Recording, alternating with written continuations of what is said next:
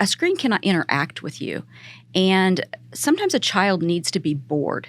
They need to figure out how to self-regulate. That is one of those things that you just cannot do for a parent.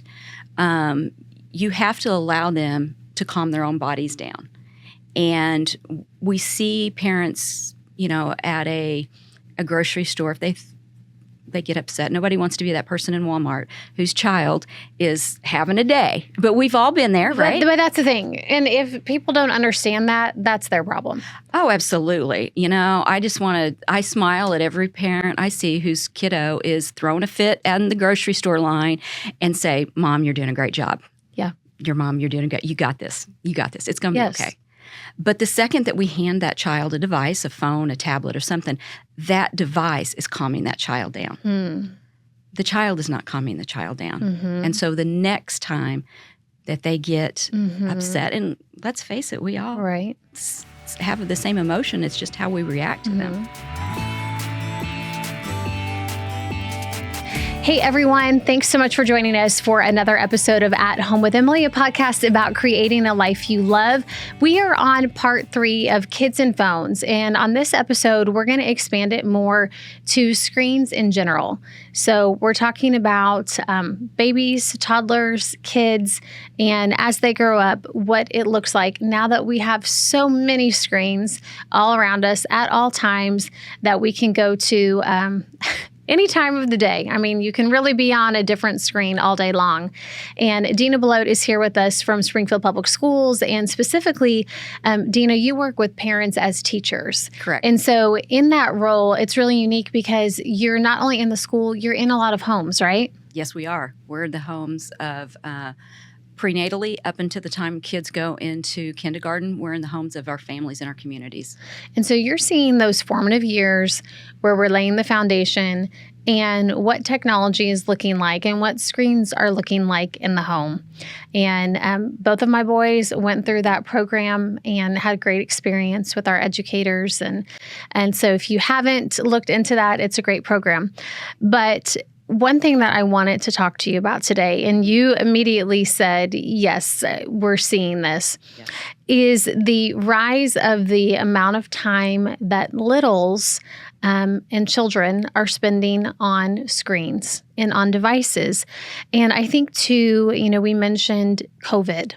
Okay. And so the COVID babies are coming into school now, preschool, kindergarten, and we are seeing a shift that I think is pretty profound in that they had parents trying to work from home and how am I going to survive? I'm going to put my child on a screen and that's going to allow me to do my Zoom calls. And then the time just adds up. And I think all of us were just trying to navigate and figure out what to do in those moments.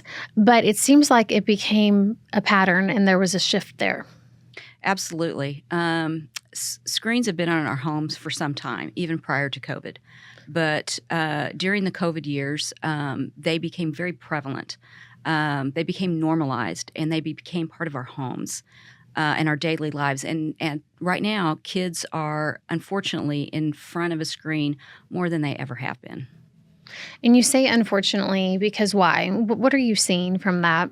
Well, we know what we follow the guidelines of the American Academy of Pediatrics, and they study the impact of things like television, screens of all natures on kids.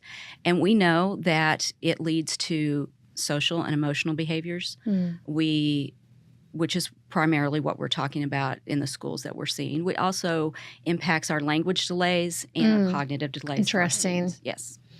And so even when you think, well, they're watching something educational, that's not necessarily the outcome, is it? No, it's not. It's about the interaction with the child.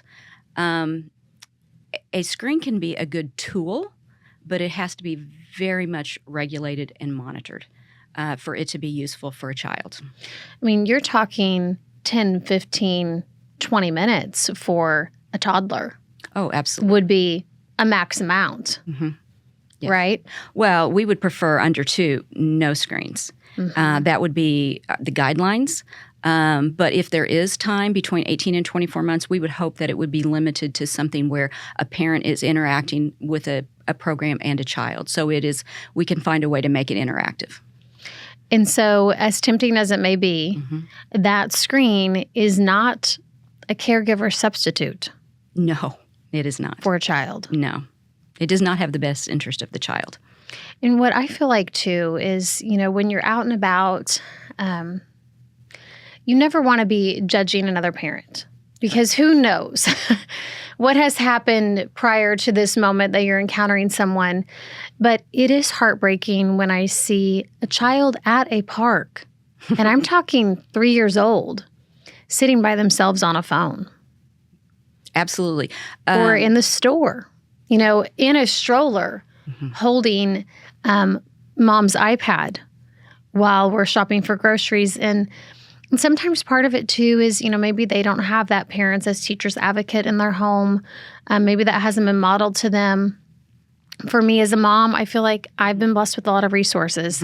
My own mom, good friends that are good moms and dads, supportive husband. And I know that I have that. But I just want to stop and I just want to say, hey, he doesn't really want that screen. He wants you. He wants you to talk to him, and you can. He's your child. He wants that, and he needs that, because that is the connection that helps form during those formative years, that helps that brain develop. He's screaming out for it, even though he may scream when you take that device away.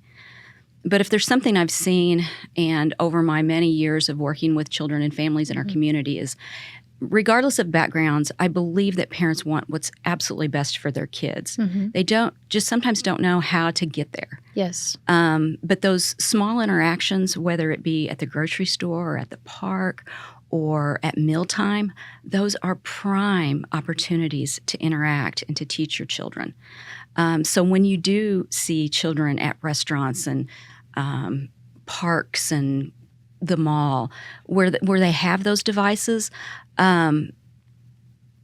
we, with parents as teachers, would probably work with families to help those set them aside and look for those teaching moments. Just interacting with your environment. Interact with your environment. I can come up with lots of lesson plans for the grocery store. Yes. And the kids actually enjoy it. Absolutely. Once they realize this is a special time that I'm having with my parent. And I think that every child craves that. Now, it's hard, with all the demands that we have as parents. Oh, yes. And with as tired as we can get. And, just being totally truthful, when your child is saying, will you play with me? They have a lot of needs they're expressing in that sentence. And you're thinking, I have a million things to do.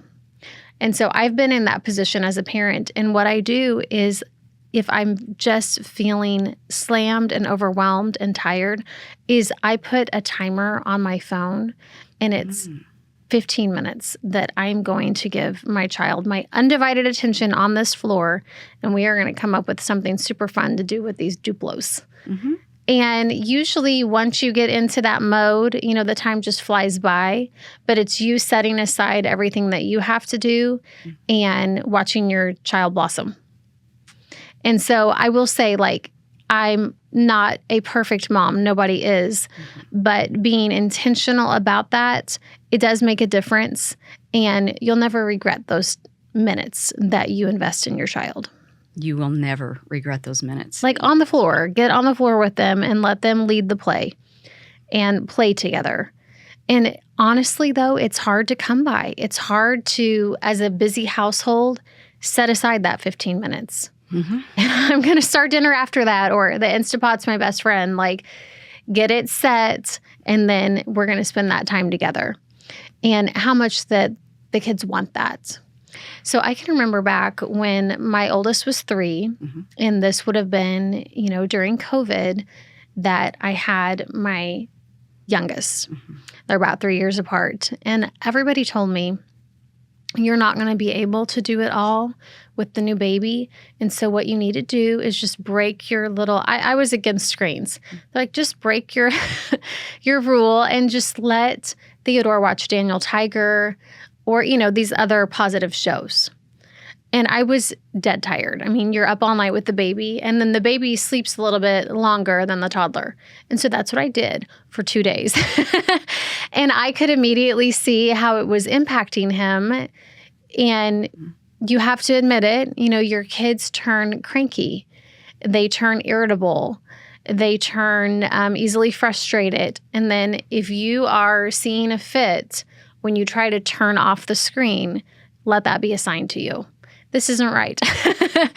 Yeah. And so that's what I saw as a mom. And I'm like, okay, then how am I going to navigate this?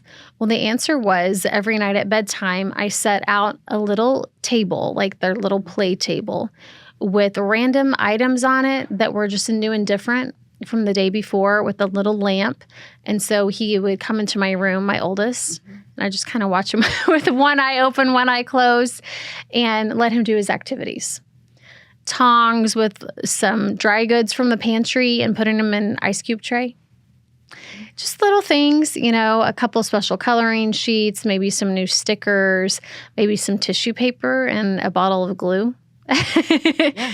And so I would just find things to do, and the difference that made night and day for him starting out his day not on a screen. Well, and that's just anecdotal. I mean, there's no science behind that. I'm just saying, as a mom, that was the experience that I had. If listening to you talk about your strategies there, and those were strategies, they were coping survival. strategies. Well, and yes. We've all been there, and we know just how wanting hard the it is. best Yes. for him. Like, Yes. Did I want to go to bed 10 minutes earlier? I really did. Yes. But did I see the positive impact for him? Right. And I'm not saying that's always the case, but I feel like as a parent, if it's a little bit harder for me, it's probably the right thing for them. That's a very good point. And like just getting your mind wrapped around that. Mm-hmm. And then those daily decisions become habits in the household. Mm-hmm. And so we set it up with the first one, and then the second child is more interested in screens. And I actually have the older child policing his screen use and telling him, Milo, that's not good for you. That's not good for your brain. You don't need to be doing that. Let's go and work on some art together, and let's go and read. And, the oldest child, they sort of take on the third parent role. Yes, they do. They become leaders. But I mean, that's just been my experience. And so the other thing I wanted to ask you about is, now that we have, everybody says the COVID babies. The COVID babies are in school now. They're coming into preschool and they're coming into kindergarten. And that's the age that my younger child is. And some of the behaviors that I have seen that the teachers have had to face in the classroom, I wonder if there is some kind of tie to the increased screens or what the statistics are showing us. Because it's been more extreme from what I remember when my oldest started school. I don't remember. And he says that there weren't the screaming, the yelling, the inability to be a part of the classroom, throwing things, just not knowing how to cope.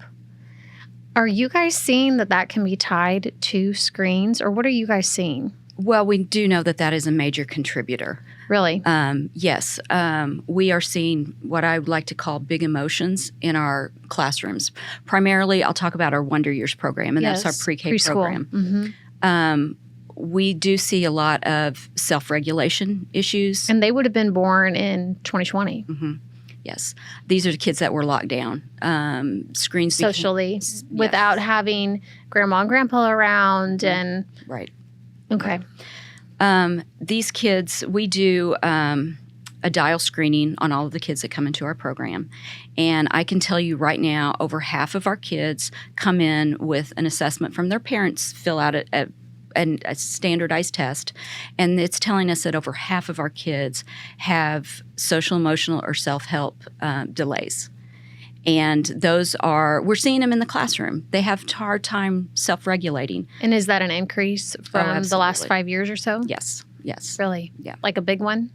Yeah, it is. Unfortunately, the numbers are climbing each year. But I believe that a screen cannot interact with you. And sometimes a child needs to be bored. They need to figure out how to self-regulate. That is one of those things that you just cannot do for a parent. you have to allow them to calm their own bodies down. And we see parents, at a grocery store, if they get upset. Nobody wants to be that person in Walmart whose child is having a day. But we've all been there, right? But that's the thing. And if people don't understand that, that's their problem. Oh, absolutely. I smile at every parent I see whose kiddo is throwing a fit in the grocery store line and say, Mom, you're doing a great job. Yeah. Your mom, you're doing good. You got this. You got this. It's going to be okay. But the second that we hand that child a device, a phone, a tablet, or something, that device is calming that child down. The child is not calming the child down. And so the next time that they get upset, and let's face it, we all have the same emotion. It's just how we react to them. School and in the workplace and out in the world, there's not going to be that opportunity. You have to come up with those skills somehow. Yes. And so we actually do learn those at a young age. Absolutely. Those are the years that it's formed. How we react to our peers. When a child is on a screen, they're not interacting with a peer that they might in a classroom. And so those big emotions come out.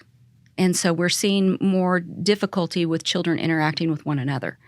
And that is also a concern. In what sense?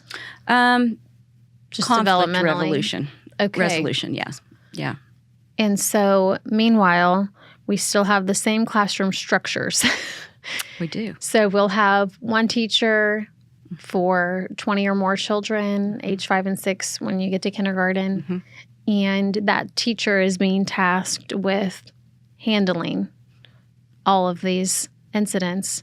And how can they do it? I mean, it's just, I think it's overwhelming for a lot of our educators, what we're asking them to do. It is overwhelming for them. And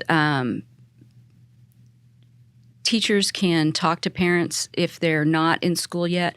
They can join our program to be that support system to help give parents the resource connections to help them solve these, deal with these big problems.